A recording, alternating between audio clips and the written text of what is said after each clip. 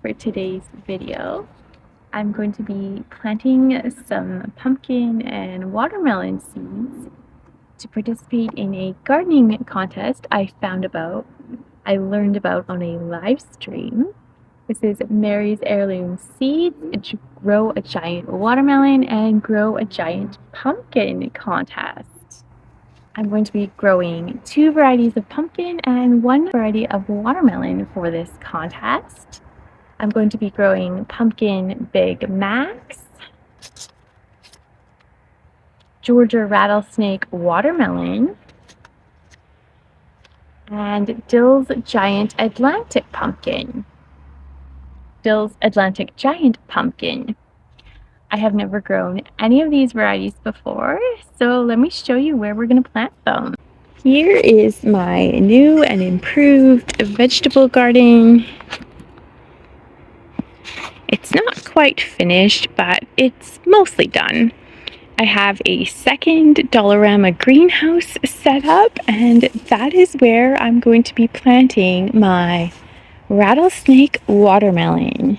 It's quite a challenge to grow watermelon in the Pacific Northwest on Vancouver Island at the best of times. I've tried many seasons, and I've only been successful twice. 2 growing seasons I grew 2 watermelons, and they were mini watermelons, but this year we're going for the giant watermelon. I garden in a zone 7 to 8 on central Vancouver Island. Our last frost date typically is middle to late May, sometimes as late as early June. It is currently May the 2nd, 2023, and I'm just gonna go for it. I am going to plant my watermelon seeds in my little Dollarama greenhouse. Since we just expanded this vegetable garden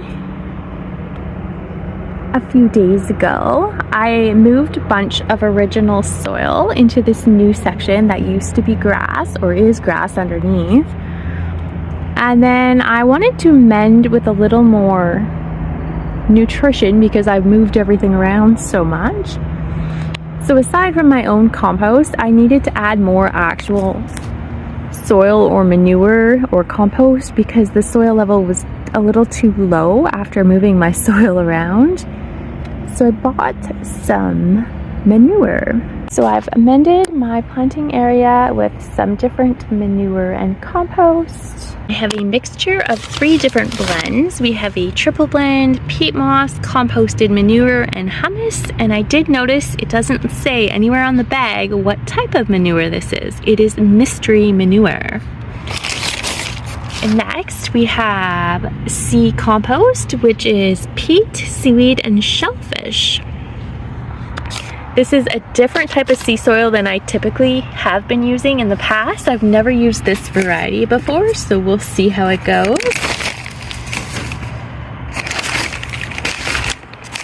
And lastly, we have some composted cow and sheep manure. So here is my little plant tank that I put inside my miniature greenhouse. And I'm going to be planting my seeds along my soaker hose drip line for adequate irrigation. This seed package contains 15 seeds, and I am thinking we're going to plant them all. Just space them out along the soaker hose. This is what the watermelon seeds look like, and we're just going to put them in. Space them apart. I'm anticipating probably not all of them will germinate. I'm only going to be growing 1 variety, the rattlesnake variety from Mary's Heirloom Seeds of large watermelons.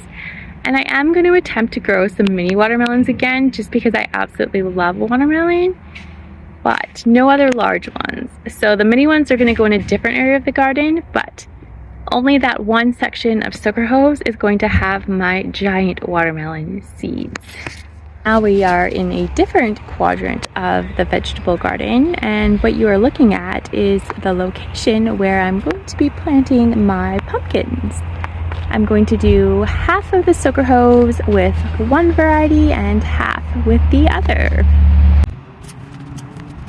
be planting all of both packages here. I may put them in other places in the yard or garden because each package has 10 to 15 seeds, and that's going to be a lot of pumpkins. So I'm only going to plant 4 or 5 of each variety along this soaker hose for now.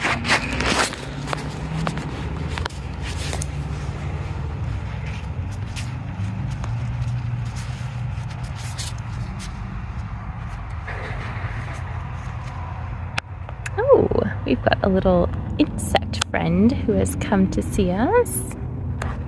And this guy has been running all down the length of my soaker hose. I'm not sure what kind of insect this is.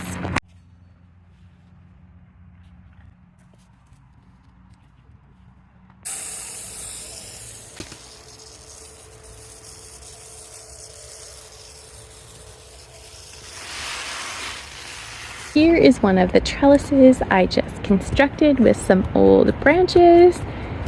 And I'm going to be planting some of my Baker Creek snake beans called Indian Giant on this trellis right underneath. I have to show you these bean seeds. I've grown beans quite a few times over the years, and I've never seen bean seeds that look like this. Is the camera gonna focus? They look like little, I don't even know what you call them. They're so rough. And every bean seed I've seen has been smooth. But these bean seeds are like little rough, tough pieces of material. Very unique. So we're just gonna plant a couple of these seeds close to each of my supports. I often overplant when I'm planting seeds, so we're gonna try not to do that. And because I am legitimately too lazy to make a label right now, I'm just going to stick this into the ground.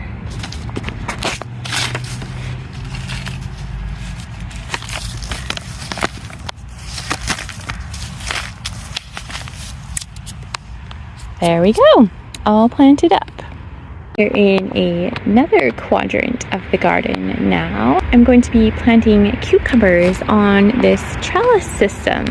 I haven't really ever tried to grow cucumbers in a vertical fashion, so this is definitely an experiment for me. The variety I'm going to be planting on my little trellis back here is this cucumber. I'm not going to try to pronounce it, from Baker Creek. I have not grown this variety of Japanese cucumber before, but we're gonna give it a try. So this is what the bottom of my trellis system looks like, and I'm gonna plant at least 2 seeds around each supporting post. Here's my seeds.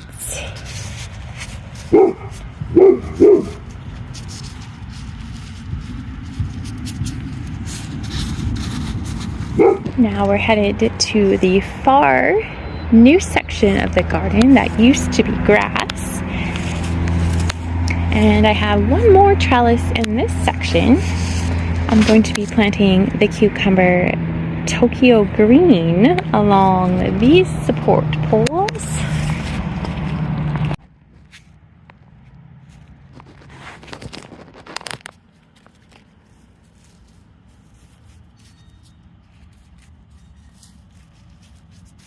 Quick look at my tomato plants. Some have fared better than others. They've been through some extremely hot weather, 30 degrees twice, and they're still alive. So that is great news. Thank you so much for watching my little planting vlog. If you enjoyed this video, please give it a thumbs up. Subscribe if you'd love to see more similar content in the future. And wishing you some awesome planting weather.